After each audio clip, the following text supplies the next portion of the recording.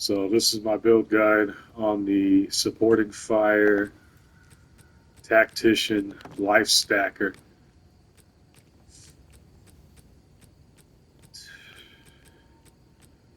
So I'll go over the gear first. 2 items you need for a Life Stacker: Cam's Heart and Defiance of Destiny.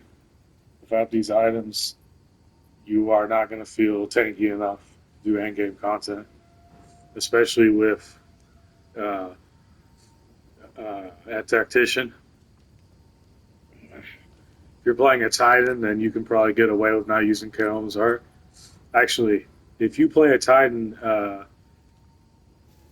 you can't play this build because you don't have access to supporting fire.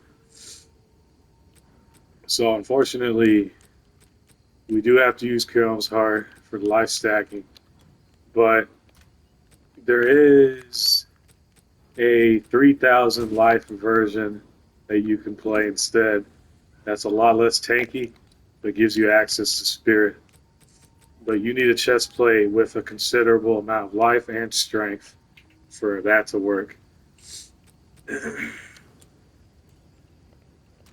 But I'm not playing that variant because I like to be extremely tanky. I like to have that extra reassurance that I'm not going to die instantly from most attacks. And that's where Cam's Heart, Defiance of Destiny come into play. Now, Defiance of Destiny, I always stress this, but I'm going to say it again, and I'm going to say it more than once. You need a good one. You need a good one. You cannot get one that is 20%, 25%. It needs to be 30% at least. Now, for 30%, I don't even think it's that much. It's pretty cheap right now. Before the hits.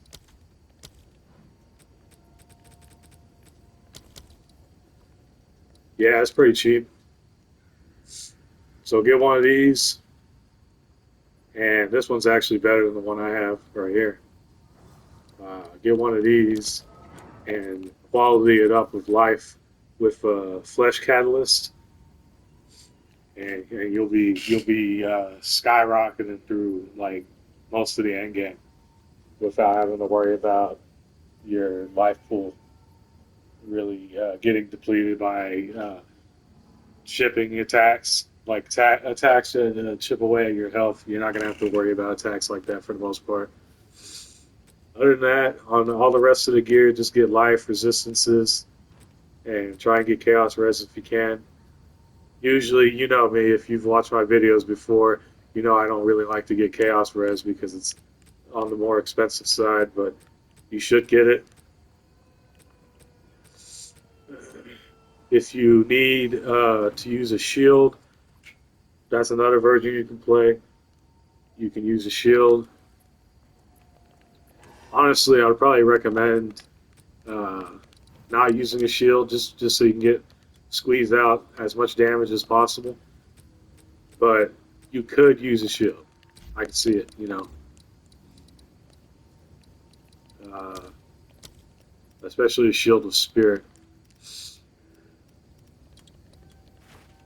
or a Svalin.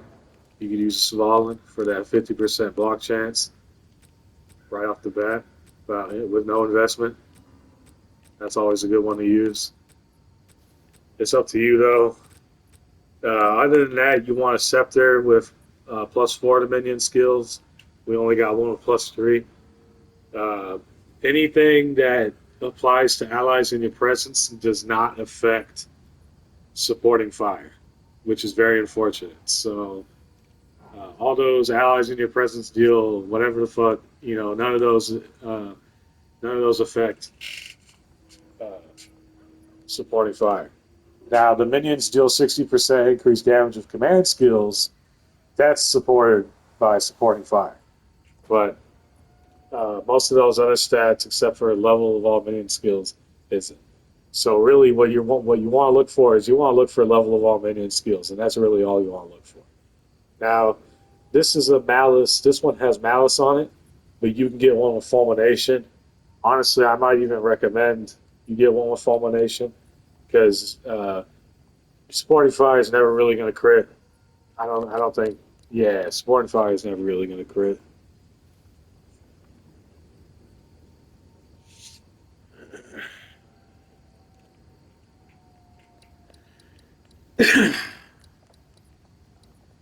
Critical weakness.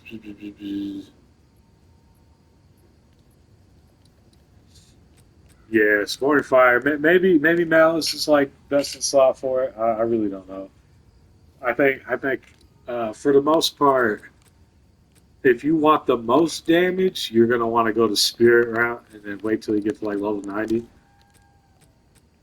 and then you're gonna put Muster in there and get as many minions as you can, as many different minions as you can get.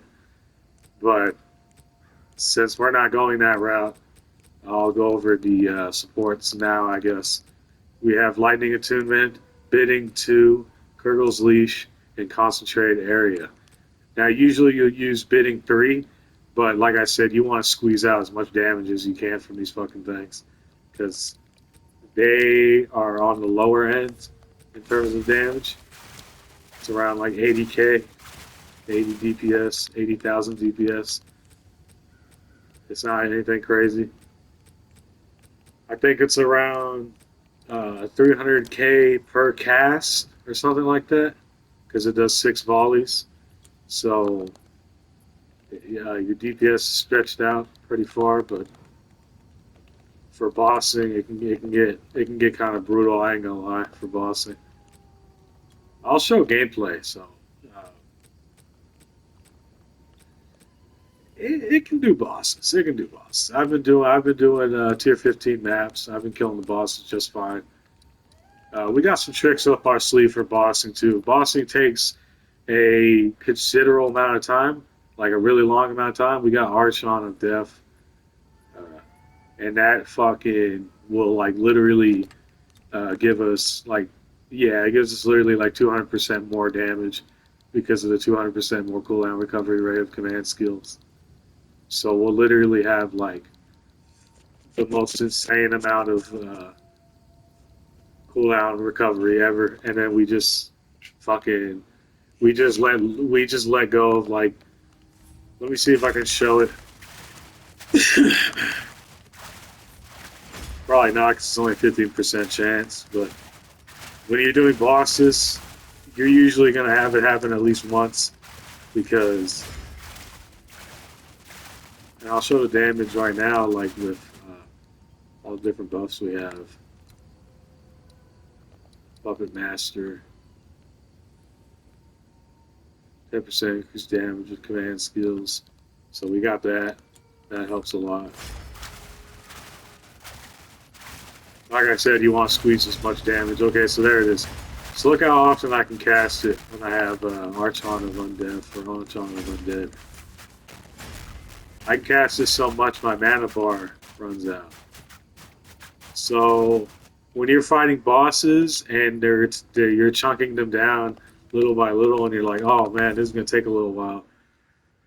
Uh, it actually does take a little while, unfortunately. So you have to like, okay, let's see here. Strength?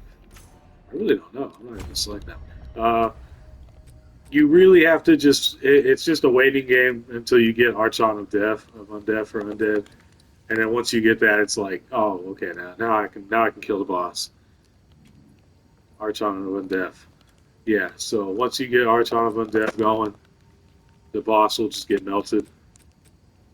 And that goes with anything. That goes with Pinnacles. That goes with anything. Any boss you fight. So that's like our only hidden upgrade to the build that other versions probably don't have. And we break armor. So this is a very important node, Splintering Force. Very important, because once you break all their armor and you get them into red armor with no armor, oh man, the physical damage starts like, it gets ramped up even further. So bossing usually isn't that bad because of that, because of all those little bonuses.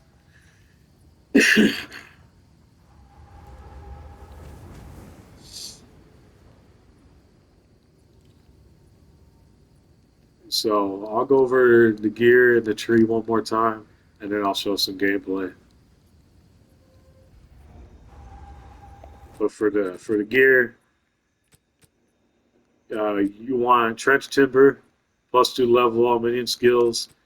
You're gonna want any scepter, uh, omen scepter if you want a crit, fulmination scepter if you want to get like shock chance immediately on enemies, and skeletal warrior scepter if you want to stack with muster. And then you want your scepter to have +2 level of all minion skills +4. That's it. Then you want Defiance of Destiny with at least 30% of missing life before being hit recovered. And you want Kaom's Heart, preferably one better than this, with like 1,800 life instead. That's like an end goal for me, is like getting one of these with 1,800 life. And then you want +2 of all minion skills on your helmet as well. That's for damn sure. You definitely want that. And other than that, it's just life, resistances, and strength. Just stack as much life, resistances, and strength on all your gear, on all your other slots as much as you can. For the tree, I already went over the supports, but I'll go over them one more time. Lightning Attunement, Bidding 2, Gurgle's Leash, Concentrate Area. For the tree, okay, so when you're leveling, you're going to want these 3 nodes here. And that's about it. And then you're going to want to come up here in like Act 2 and get these right here. All these right here. And then like Act 3 onwards, you just want to get the rest of the minion nodes, all these right here, these right here, all these right here, and these little ones right here. And then in the end game, in the very end game, you want to get these, and these in the very, very end game. Oh shit, I forgot I was going to respec a little bit too. Oh. Yeah, that's all right. I got to get rid of some of these points. Nope. Hold on. Maybe. Some other time, maybe.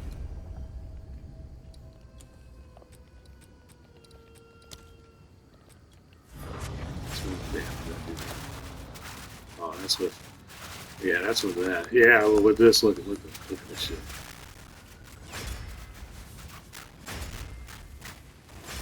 Yeah, that's fucking crazy. All right, so yeah, bossing is like insanely good because of that.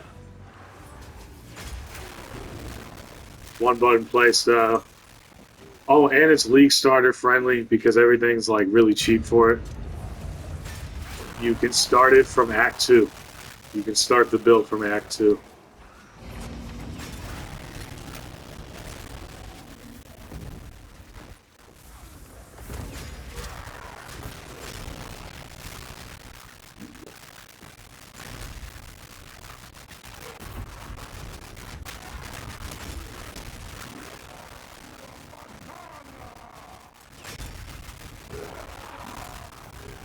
So you're probably like, oh, without Buster, you're not going to be able to do a lot of damage, but that's really not the case. And you're like, oh, well, you're not strength stacking either. You don't need to strength stack either to do a lot of damage. You really don't. You don't need Buster and you don't need strength stacking for this build to work. What you need is a lot of life, Defiance of Destiny, you could do an energy shield variant. That would probably work better. I think energy shield's still meta, so if you were to go with energy shield, you'd probably get more out of it in terms of survivability. But this is a life stacking variant because all the gear is like relatively cheap for it.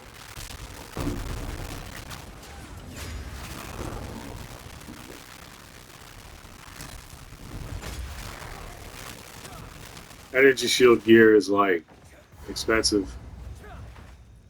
This gear is not expensive.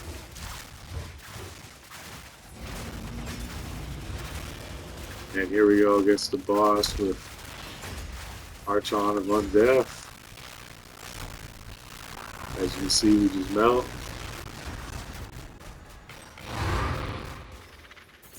Again, I got a little lucky there because Archon of Undeath procs like really early in the boss fight. Usually that won't happen. Usually it's going to take a little while. But when it does proc, you'll just obliterate them. So pinnacles, shit like that. Arbiter of Ash, I'm assuming is going to be pretty easy. I haven't gotten to Arbiter yet, but Irish, from what you saw, you can probably guess Arbiter is going to go down, you know. So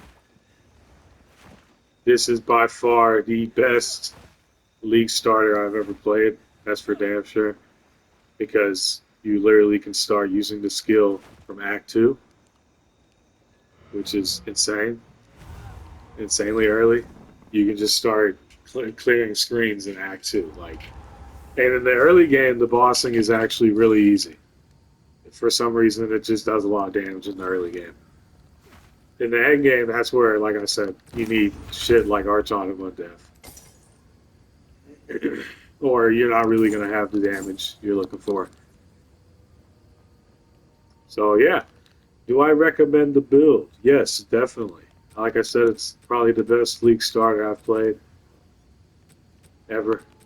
It's better than regular minions because you don't have to worry about them dying. So when you're doing Act 2 and you're using the command skill supporting fire, you're not going to have to worry about anything dying. You're just going to have to, you just spam the skill, you know. In the beginning, though, when you're first leveling, I recommend using bidding 3 when you're first leveling because it's going to have the damage you need. It's not going to need the 30% more damage from bidding 2. Once you get these nodes right here, then you can use bidding 2 all you want, in my opinion. That's just how I would play it, though. That's just me. You know, you might want to play it a different way.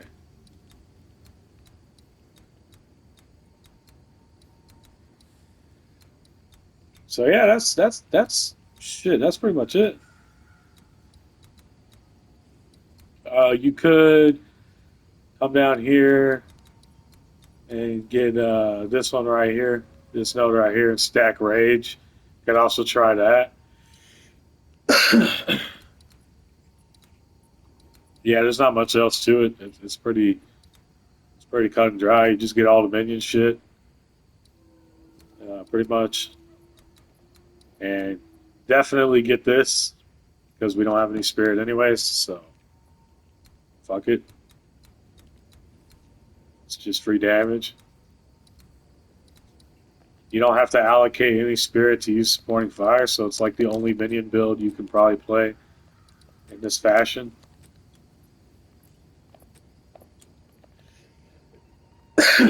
With Chaos Heart and such. I don't think there's like another one you can probably play. I don't know. I could be wrong.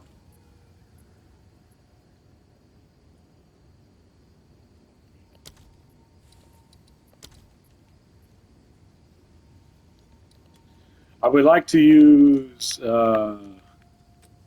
this. I was trying out some stuff with this. I was trying to use the Auspex Mist Raven as a clearing skill, but My God, is it fucking slow, dude. Holy shit. It does a lot more damage than supporting fire, but holy shit, it is so fucking slow to cast. Like, uh, not just to cast either. It's like the cooldown is atrocious. The cooldown is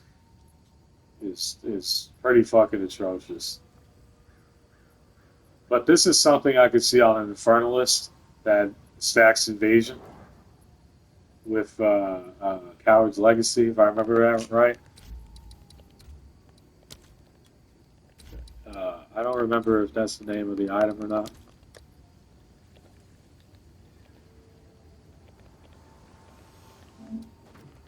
Yep, Coward's Legacy. Yeah, with one of these, and you purposefully reserve 25% of your HP, so you're always at low health, or yeah, so you're always at low life, and yeah, it would be busting on God, busting on God. All right, that's the build guide though. I'm gonna end it there. I highly recommend this build. It's very fun. It's very chill. It's very relaxing. Uh, I also recommend. I forgot to mention. I also recommend you go check out Counteract because he's the one who